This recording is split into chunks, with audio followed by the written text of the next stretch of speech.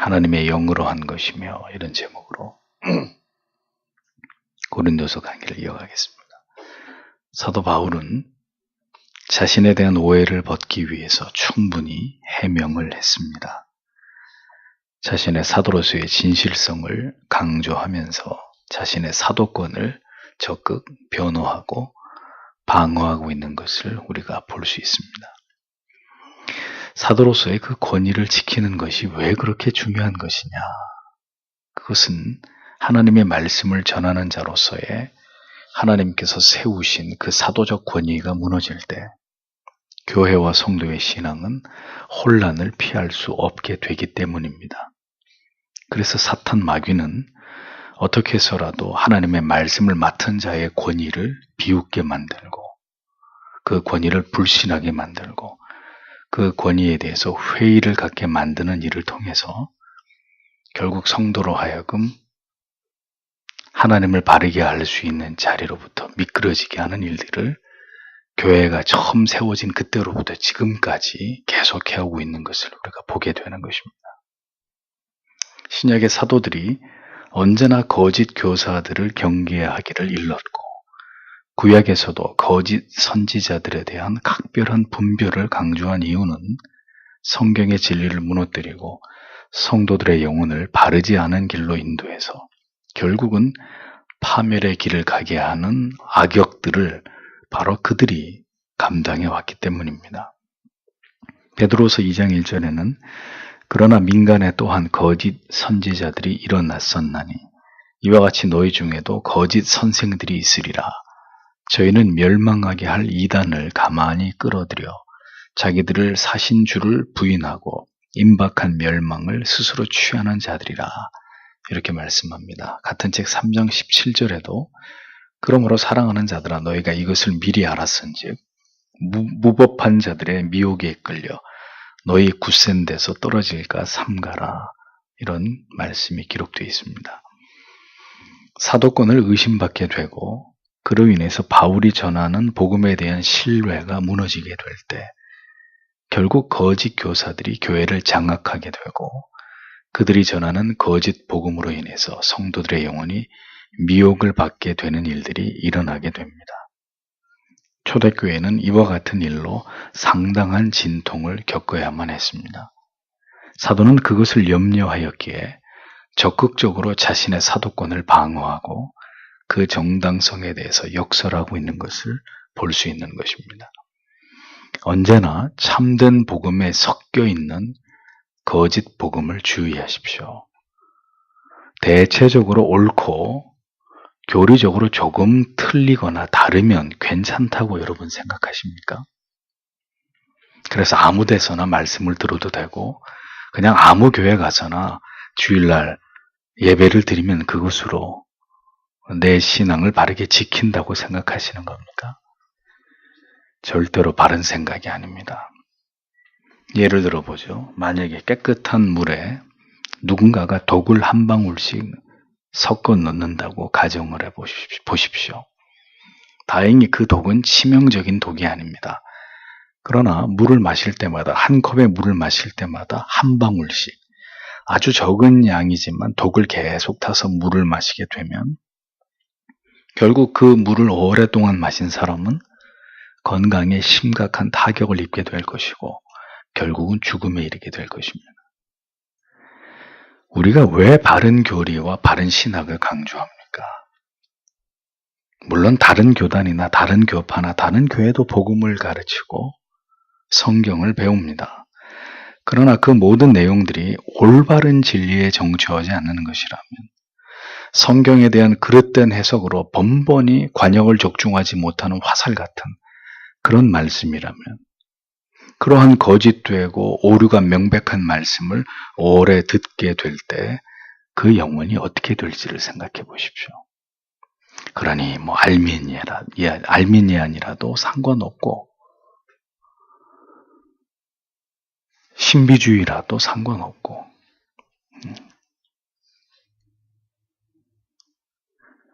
그렇게 분별 없는 생각을 가지고 이 말씀이나 저 말씀이나 아무거나 이렇게 받아먹게 되면 결국은 그 신앙에 중대한 문제가 생길 수밖에 없다는 겁니다. 그 영혼은 결국은 큰 혼란을 마주하게 될 것이고 진리에 올바로 뿌리내리지 못한 그 대가를 반드시 지불하게 된다는 거죠. 올바른 말씀이 선포되어도 그 진리에 집중하지 못할 때 곁길로 가기 십상이고 올바른 성도의 삶에서 벗어나는 일이 빈번한데 우리가 듣고 전하게 되는 말씀의 오류를 그렇기 때문에 최소화하기 위해서 우리가 노력하지 않는다면 우리가 분별해서 듣고 분별해서 하나님의 말씀에 대해서 해석하지 않는다면 우리 영혼의 건강은 절대로 우리의 영혼의 안전은 보장할 수가 없는 것입니다. 이와 같은 이유 때문에 사도는 부단히 자기의 사도권을 적극적으로 변호하고 방어함으로써 거짓 교사들의 가르침을 분별해서 그들의 거짓 복음을 분쇄시키고 성도들의 영혼을 지키기 위해서 헌신의 노력을 다하는 것을 볼 수 있는 것입니다. 사도가 괜히 자기의 사도권을 지키고 거짓 교사들의 잘못된 복음을 폭로하는 그런 일을 했던 것이 아니죠. 다 이와 같은 뜻에서 교회와 성도의 영혼을 바로 세우고자 하는 그 중심에서 이와 같은 일들을 감당했던 것입니다. 우리가 잘못된 복음을 전하는 거짓된 교회 운동을 펼치는 교회나 교파나 심지어 거짓된 목회자를 비판하는 이유가 바로 여기 있는 것입니다. 바른 것을 지키고 성도님들로 하여금 그릇된 것을 분별해서 복음의 올바른 길을 따라가게 하기 위함이라는 겁니다. 바울은 다시 고린도 교회 성도들에게 말합니다. 1절에서 2절을 보십시오. 우리가 또다시 우리 자신을 내세우기 시작했다고 생각하십니까? 아니면 우리도 어떤 사람들처럼 여러분에게 추천서를 보내거나 여러분에게서 추천서를 받아야 할 필요가 있습니까? 우리의 추천서는 곧 여러분 자신입니다. 이 추천서는 우리 마음에 쓰여져 있으며 모든 사람이 알고 있고 또 읽을 수 있습니다. 이렇게 기록되어 있습니다. 추천장은 그 사람의 신원이나 신분을 보증해주는 중요한 수단으로 당시 로마 사회에서는 신분이 더 높은 사람이 자신보다 신분이 낮은 사람에게 종종 추천장을 써주는 일들이 빈번했습니다. 이 추천서를 통해서 자신이 신망이 있는 사람이라는 것을 종종 증명할 수 있었던 것이죠. 그런데 바울을 비난하던 사도가 어떤 사람들이라고 말했던 이 거짓 교사들은 예루살렘 교회로부터 추천서를 받아서 그것을 자랑으로 삼았던 반면 사도는 그런 추천서를 받지 않았습니다. 그럴 필요가 없었기 때문이죠. 자신은 틀림없는 예수 그리스도의 복음을 전하는 사도이고 달리 이 사실을 입증하기 위한 추천서 같은 것은 그에게 전혀 필요가 없었기 때문입니다. 사도는 추천서를 주고받음을 통해서 서로의 신분을 확인하고 확신하는 일은 무가치한 일에 지나지 않은 것으로 간주했습니다. 왜냐하면 그럴 이유를 전혀 알지 못했기 때문이죠. 내가 그리스도의 사도인 것을, 그리스도의 자녀된 것을 다른 사람이 증명해 줄 이유가 무엇이겠습니까? 그러나 거짓 교사들은 자신들과 달리 사도 바울에게는 이러한 추천서가 없다는 이유로 그의 사도권을 부정하고 저 사람은 사도의 자격이 없는 사람이라고 거듭 고린도 교회 성도들에게 그를 비난해 왔던 것입니다. 그러나 사도 바울은 자신의 사도됨을 증명해 줄 추천서는 고린도 지역에서 예수를 믿어서 하나님의 자녀가 된 바로 고린도 교회 성도들, 그대들이 나의 추천서다 이렇게 말하고 있었습니다. 한글 성경에서 편지라는 이 번역은 추천서를 가리키는 말입니다. 고린도 교회를 향해서 그대들이 나의 추천서다라고 말한 이 표현의 의미가 무엇일까요? 바울이 전하는 복음을 듣고 회심을 한 후에 신자가 된 고린도 교회의 성도들이야말로 바울 자신이 진정한 사도임을 증명하는 종이에다가 잉크로 쓴 추천서가 아니라 매우 분명하고 명백한 가장 확실한 추천서다라는 뜻입니다. 목회자의 성경의 해석과 교리의 해설과 그 모든 진리의 가르침을 따라서 바른 믿음의 길을, 그 좁은 길을 함께 쫓아가는 그런 성도가 곧 목회자의 신분을 보증해주는 진정한 추천서입니다.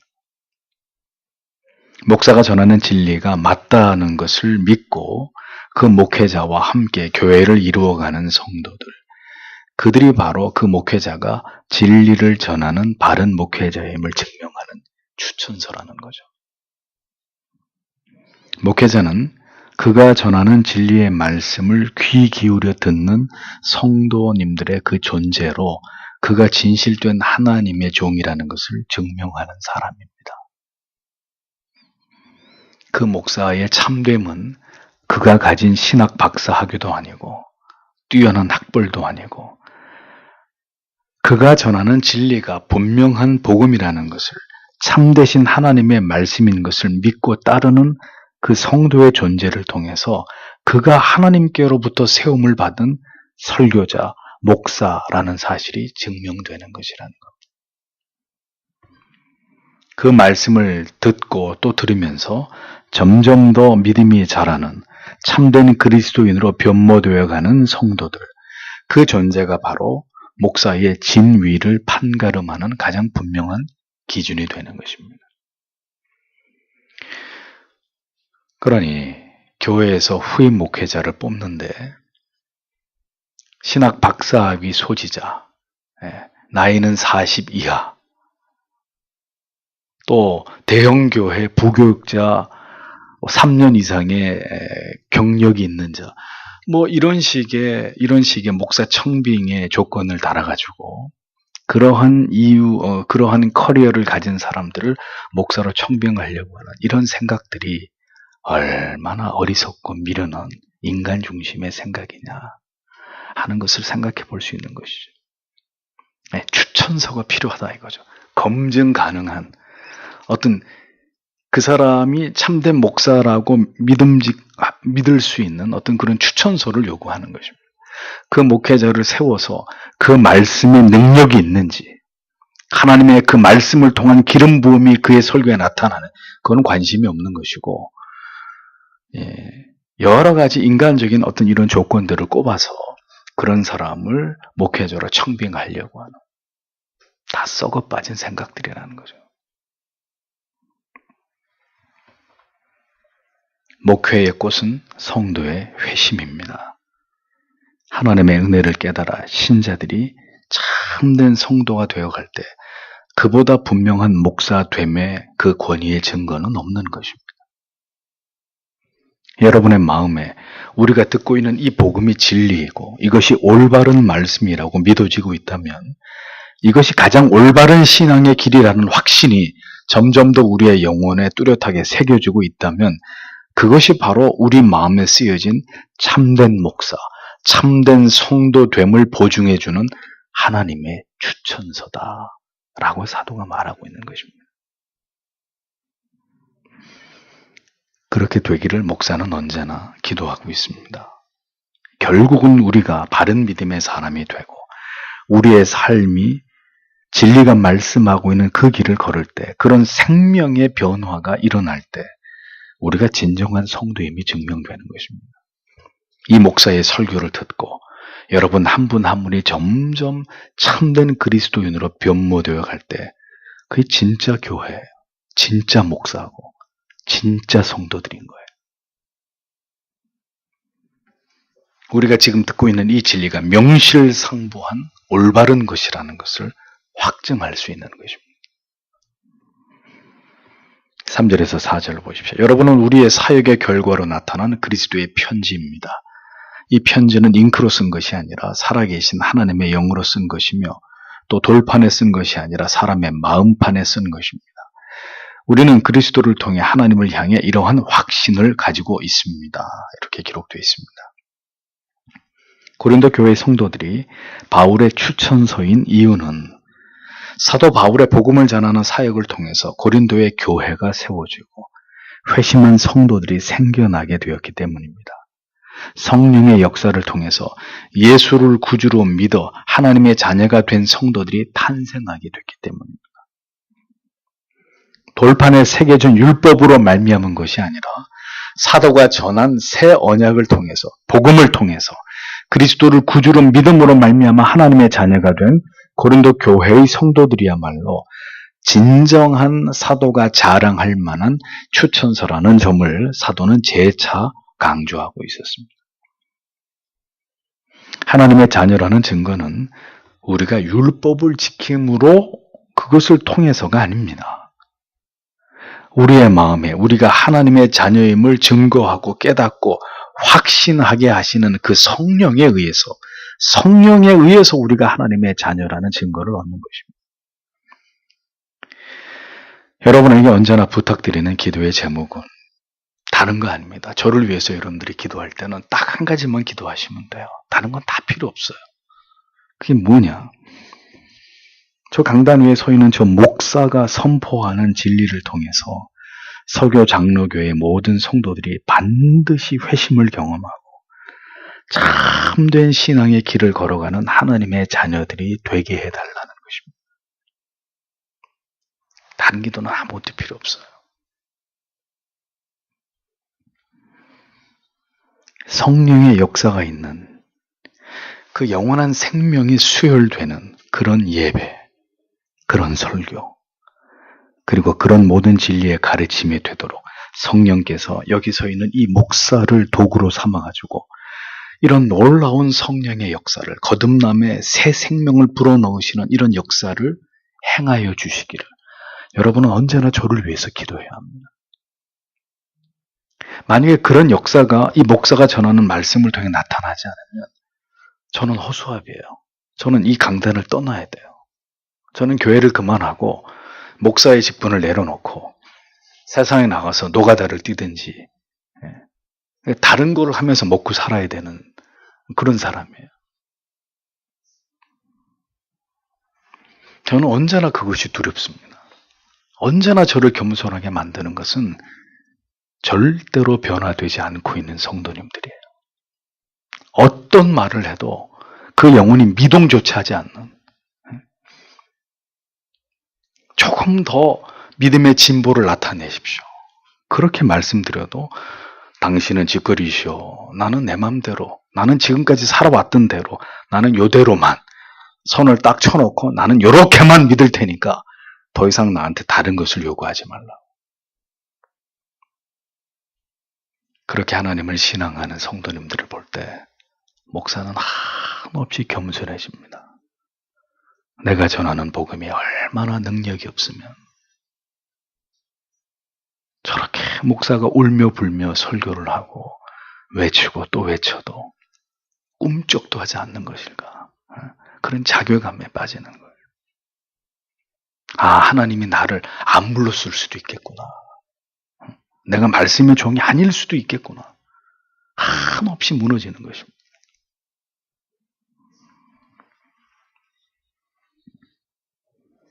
거짓 사도들이 주장하는 거짓된 추천장보다 사도는 새 언약을 전함으로 성도의 영혼이 회심에 이르는 이 보배로운 역사가 그 무엇과도 비교할 수 없는 하나님의 강력한 추천장이라는 사실에 대해서 힘주어 설명하고 있었습니다.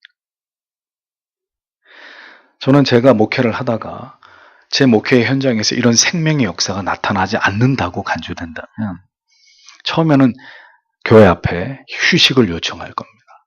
목사가 좀 쉬고 싶습니다. 재충전이 필요합니다. 그렇게 해서 1번을 쉬고 2번을 쉬고 3번을 쉬었는데도 이 강단을 통해서 생명의 역사가 나타나지 않으면 저는 조기 은퇴를 하려고 합니다. 그게 교회를 살리는 길이고 제 자신의 양심에 부끄럽지 않은 일이기 때문에. 바울은 그리스도로 말미암아 이렇게 영혼 가운데 역사하시고 도우실 하나님에 대한 확신을 자신은 가지고 있다고 말합니다. 다른 것으로는 절대로 영혼을 변화시킬 수 없습니다. 화려하고 현대적인 교회 음악, 감성을 자극하는 달콤한 어떤 인위적인 설교, 그런 거로는 절대로 성도의 영혼을 변화시킬 수 없고 오직 예수 그리스도의 피 묻은 복음으로 말미암아 하나님께서 택하신 백성들의 영혼 가운데서 이 일을 하나님이 반드시 행할 것이라는 그 확신이 목회자와 성도님들의 마음속에 반드시 있어야 합니다. 그 믿음이 우리에게 있는지 없는지를 하나님은 교회가 세워져 가는 과정 속에서 우리를 여러 차례 시험해 보실 것입니다.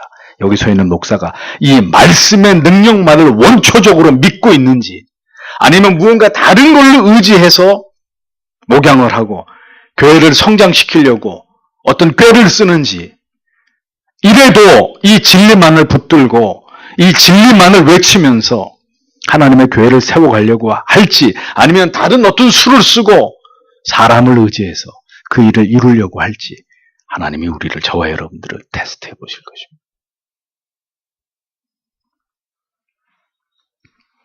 우리가 그 복음의 능력을 확신하고 그리스도를 통해서 하나님께서 행하실 것을 믿고 있는지를 분명히 하나님은 확인해 보실 것입니다.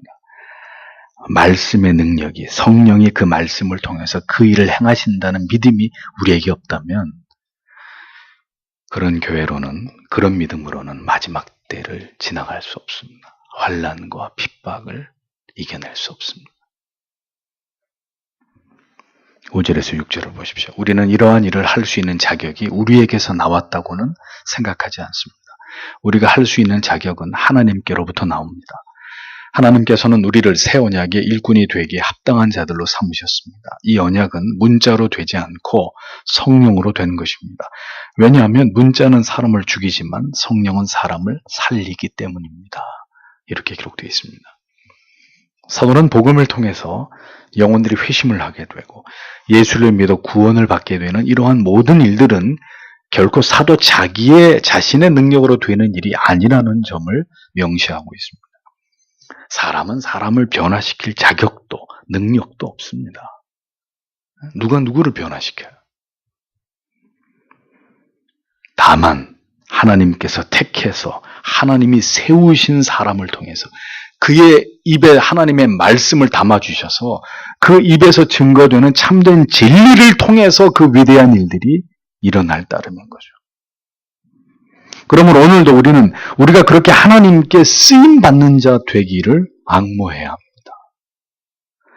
상황을, 환경을 핑계 삼을 것이 아니라 하나님께서 우리를 택하시고 이 마지막 때에 능력 있게 유능하게 복음을 위해서, 영혼의 회심을 위해서 우리를 사용해 주시기를 기도해야 되는 것입니다.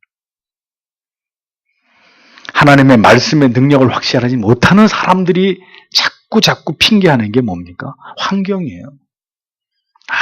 지금은 말씀이 이렇게, 하나님의 말씀이 잘 먹히지 않는 시대이기 때문에, 그렇기 때문에 어렵다고. 교회가 이런 것들을 안 하기 때문에 교회가 성장하지 않는다. 이런 변명과 핑계를 맨날 대는 거죠. 정말 그럴까요? 정말 환경 때문이고 상황 때문이고 뭐가 없기 때문에 안 되는 것일까요? 좀 더 솔직해질 필요가 있는 거죠. 능력이 없기 때문인 거예요. 말씀에 능력이 없기 때문에.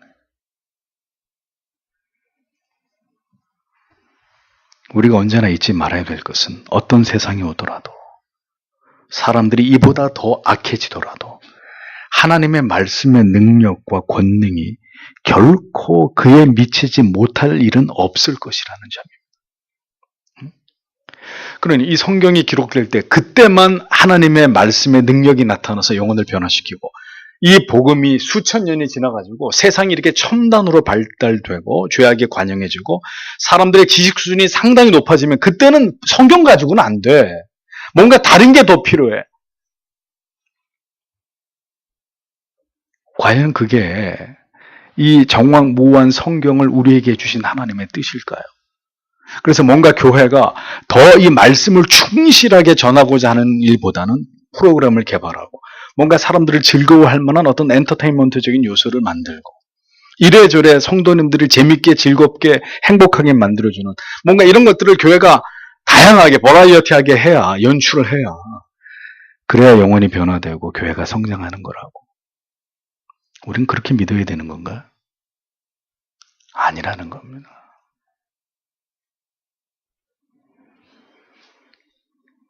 그럴 날이 올지 안 올지 모르겠지만 만약에 사람들이 우주선을 타고 달나라에 가서 살게 되는 시대가 오면 우리는 우주선을 타고 달나라에 가서도 이 예수 그리스도의 복음을 그대로, 원론적인 원색적인 복음을 그대로 전해야 되는 거예요.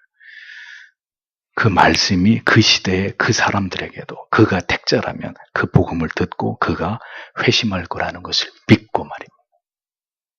다른 건 필요 없는 거예요. 교회가 왜 다른 걸 가지고, 복음이 아닌, 하나님의 말씀이 아닌 다른 것을 가지고 영혼에게 어떤 영향을 미치려고 합니까? 뭔가를 이루어 보려고 합니까? 뭔가를 타개해 보려고 합니까?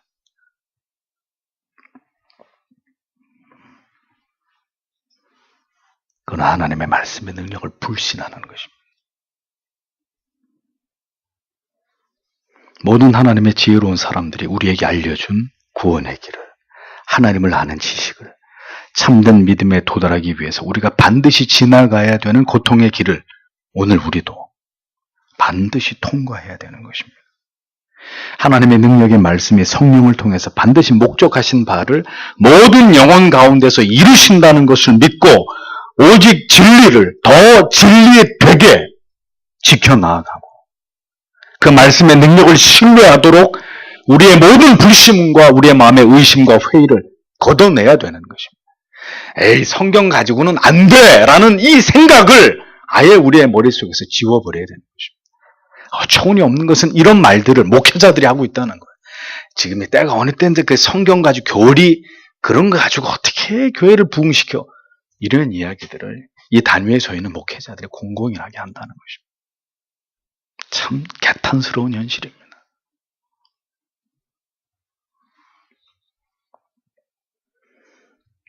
여러분들에게 다시 말씀드립니다. 로이드 존슨 말했습니다.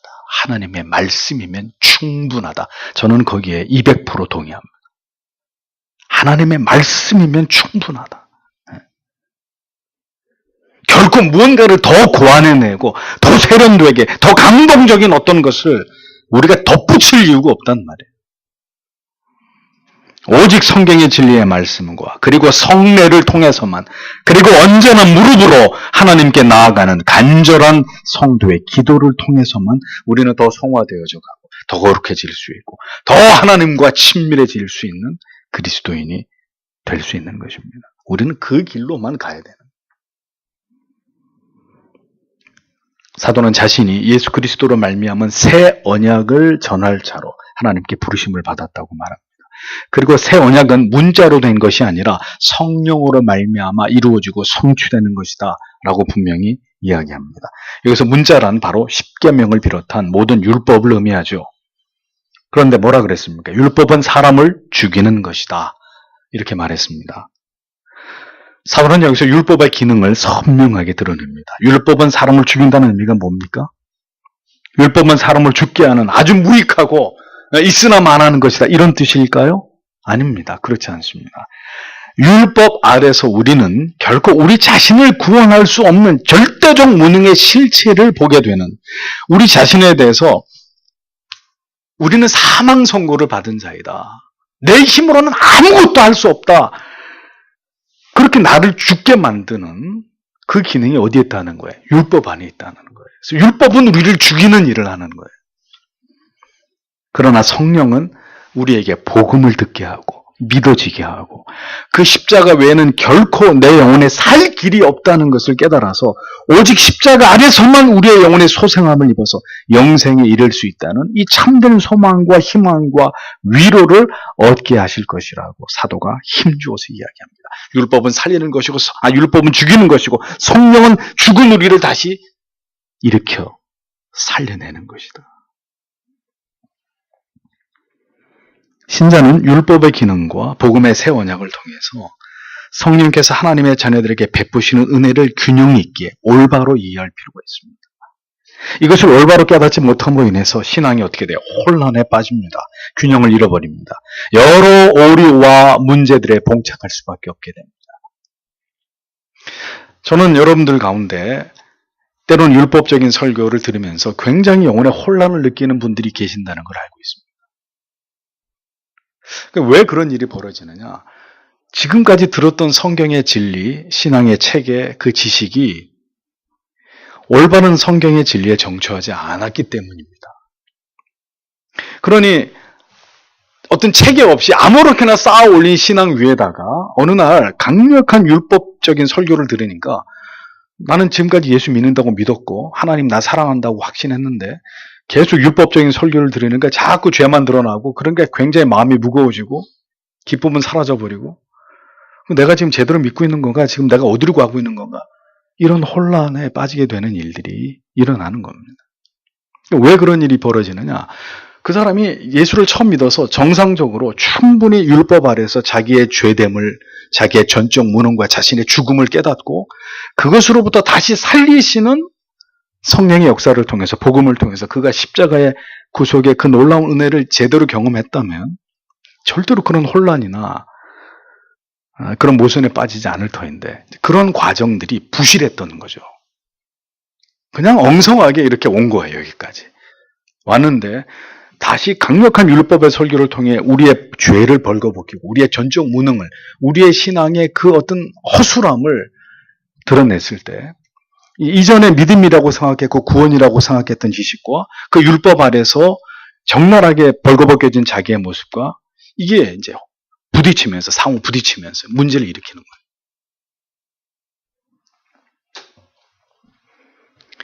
우리가 기억해야 될 바는 참된 신자는 율법을 통해서 죽음도, 완전한 죽음도, 그리고 성령을 통해서 복음 안에서 그 영혼이 하나님의 은혜로 놀랍게 소생함도, 이 두 가지를 반드시 경험해야 된다는 거예요.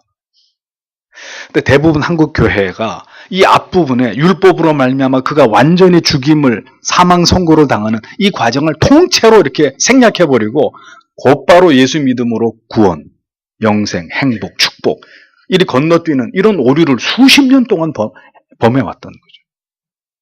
수십 년이 뭐예요? 기독교가 유래된 지 200년이 넘도록. 이 부분이 없는, 율법을 통해서 죽는 사망, 오라 나는 곤고한 사람이로다. 이 사망의 몸에서 누가 나를 건져내랴. 이 과정이 없었던 거예요. 사는 것만 있는 거죠. 예수 믿으면 천국, 예수 믿으면 잘 되고, 예수 믿으면 복 받고, 만사 형통, 이것만 있는 거예요. 이건 없는 거예요. 통째로 없어져 버린 거예요. 어디로 간지. 많은 경우에 율법 아래서의 죽음을 진지하게 경험하지 않았고 서둘러 쉬운 구원을 통한 축복과 번영으로, 사랑으로, 그런 가벼운 거짓 믿음으로 이렇게 건너뛰어버린 그런 신앙들이 부지기수기 때문에 이렇게 다시 신앙의 새판짜기를 하기 위해서 율법적인 설교를 들을 때 감당을 못하는 거예요. 감당을 못하는 거예요. 왜 나를 이렇게 힘들게 하지? 왜 나를 괴롭히지? 왜 교회 가면 기쁘고 즐겁고 행복해야 되는데, 예전에는 그랬는데 왜 지금은 이렇게 힘들고 이렇게 내 영혼이 납덩이처럼 무거워지는 것일까? 그 이유를 모르는 거죠. 이유를. 분명하게 내가 오늘 이 말씀을 통해서 여러분들에게 말씀드립니다. 율법 아래서 사망 선고를 내리셨습니까? 여러분 자신에 관해서 그런 적이 있으십니까?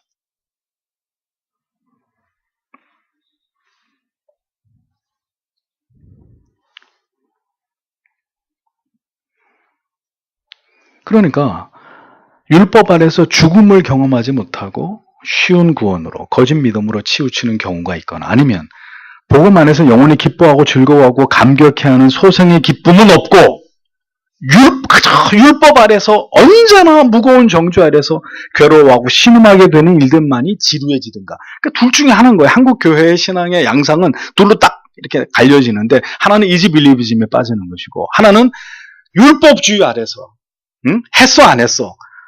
헌금해 안 해? 새벽기도 나와 안 나와? 금식해 안 해? 전도해 안 해? 행위를 가지고 늘 그 행위의 굴레 안에 사람을 씌워가지고 하면 인정해주고 하지 않으면 맨날 정죄하는 거고 그 따위를 믿어가지고 되겠냐고.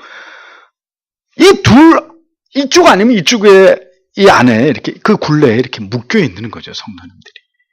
쉬운 구원 아니면 율법주의. 이런 신앙 모두 영적 무지 속에서 균형을 잃어버리고 좌초한 영혼들에게서 발견되는 모습들이라는 거예요.